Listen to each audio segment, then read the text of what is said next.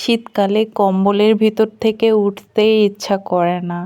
কি বলেন বন্ধুরা, কার কি অবস্থা? আমার তো শীতে উঠতেই ইচ্ছা করে না, কোনো কাজও ভালো লাগে না। শীতের ভিতরে কম্বল খুবই ডিস্টার্ব করে।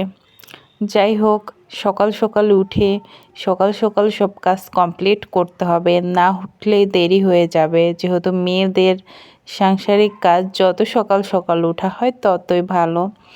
এই তো আমি রেডি করে নিয়েছি খিচুড়ি আর ডিম ভাজি, টমেটো দিয়ে ডিম ভাজি করেছি। দেখুন কতটা লোভনীয় হয়েছে। আর এই তো আমি রেডি করে নিয়েছি দই, বাসায় বানানো দইয়ের ভিতরে চিরা ভিজিয়ে দিয়েছি। গ্রাম থেকে খই নিয়ে এসেছি, কলা দিয়ে মিক্সড করে দেখুন কতটা লোভনীয় হয়েছে। আমার খুবই পছন্দের, এই জন্য সব কিছু দিয়ে মিক্সড করে নিয়েছি। এবার খাওয়া হবে।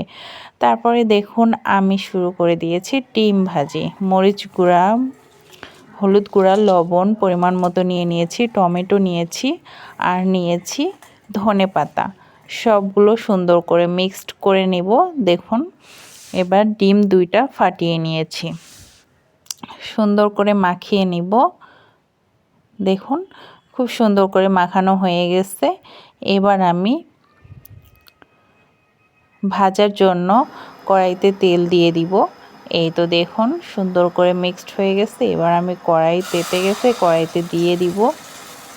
দেখুন কড়াইতে দিতেই পুরোটা ছড়িয়ে গেছে। এবার চারিদিকে আমি সুন্দর করে দিচ্ছিলাম যাতে ভাজাটা খুব সুন্দর হয়। যাই হোক, দেখুন কালারটা কত সুন্দর লাগছে, টমেটোর জন্য ডিমটা লাল লাল লাগছে। যাই হোক, উল্টানোর সময় এসে ফেঁসে গেছি। উল্টানো আর পুরোটা যায় না, অনেক ভারী হয়ে গেছে টমেটো দেওয়ায়।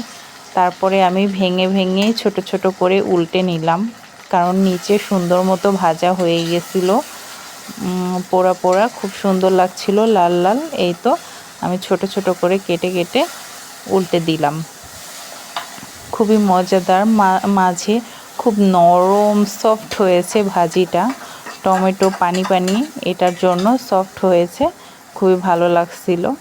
যাই হোক, এই তো আমার ডিম ভাজা শেষ। দেখুন কতটা সুন্দর কালার এসেছে আর কতটা সুন্দর ভাজি হয়েছে, খুবই ভালো লাগছিল। ইয়াম্মি ইয়াম্মি, মজাদার, খুব মজা করে খাইলাম।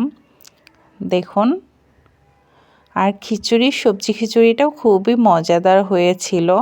রান্না সব রকম সবজি দিয়েছি। দেখুন খুবই লোভনীয় লাগছে। এই যে দেখুন কতটা সফট, আমি যখন ছিঁড়েছি খুবই সফট। এই তো মাখিয়ে নিচ্ছিলাম।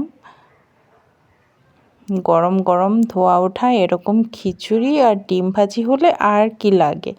আল্লাহ হাফেজ বন্ধুরা।